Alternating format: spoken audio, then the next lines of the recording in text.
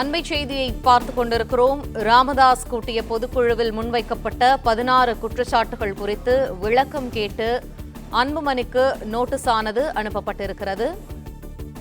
ராமதாஸ் தரப்பு அன்புமணிக்கு நோட்டீஸ் அனுப்பியிருக்கிறது. இது தொடர்பான மேலும் தகவல்களை எமது செய்தியாளர் சையத் வழங்க கேட்போம். சையத், அந்த நோட்டீஸில் என்னென்ன மாதிரியான விவரங்கள் இடம்பெற்றிருக்கிறது? வணக்கம். விழுப்புரம் மாவட்டம் வானூர் அடுத்த பட்டானூரில் பாமக சிறப்பு பொதுக்குழு கூட்டம் நேற்று மருத்துவர் ராமதாஸ் தலைமையில் நடைபெற்றது. இந்த பொதுக்குழு கூட்டத்தில் கௌரவ தலைவர் ஜி கே மணி, மருத்துவர் ராமதாஸின் மூத்த மகள் ஸ்ரீ காந்தி, வன்னியர் சங்க தலைவர் பூத்த அருள்மொழி, பொதுச் செயலாளர் ஆகியோர் இந்த பொதுக்குழு கூட்டத்தில் கலந்து கொண்டனர். பொதுக்குழு கூட்டத்தில் டாக்டர் அன்புமணி ராமதாஸ் மீது 16 குற்றச்சாட்டுகள் ஒழுங்கு நடவடிக்கை குழு நேற்று தெரிவித்தது டாக்டர் ராமதாஸ் பொதுக்கூட்ட மேடையில் தெரிவித்தார். இந்த நிலையில் அது சம்பந்தமாக விளக்கம் கேட்டு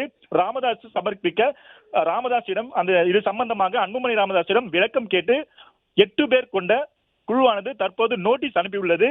7 நாட்களுக்குள் விளக்கம் அளிக்கவில்லை என்றால் அன்புமணி மீது பாமக நிறுவனர் ராமதாஸ் மேல் நடவடிக்கை எடுக்கப்படும் என தற்போது தகவல் ஒன்று வெளியாகி உள்ளது.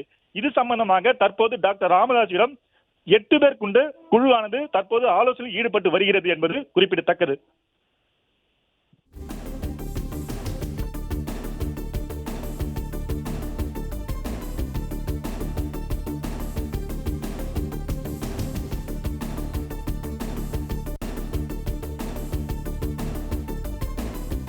நன்றி சையத், விரிவான தகவல்களுக்கு.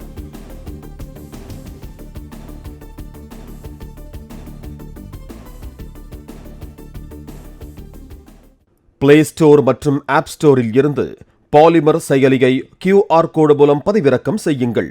செய்திகளை உடனுக்குடன் பெறுங்கள்.